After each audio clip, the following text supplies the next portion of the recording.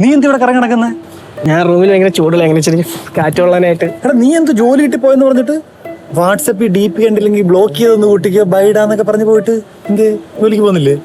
എടാ അവന്മാര് ജോലിക്ക് പറഞ്ഞ് എന്നെ കൊണ്ടൊരു KGF കിട്ടണം. ഞാൻ അവിടെ നിന്ന് ചാടി വന്നു.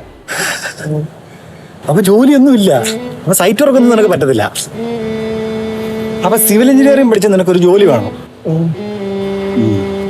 ഒരു വഴിയുണ്ട്, ഒരു വഴിയേ ഉള്ളൂ. വാ.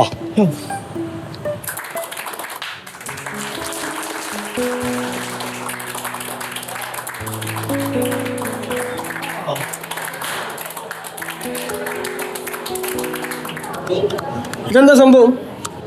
എൻട്രി ആപ്പിന്റെ ക്വാണ്ടിറ്റി സർവീസ് കോഴ്സിലൂടെ 6 മാസം കൊണ്ട് 100 പ്ലേസ്മെന്റ് കിട്ടും. അതിന്റെ ആഘോഷമാണ്.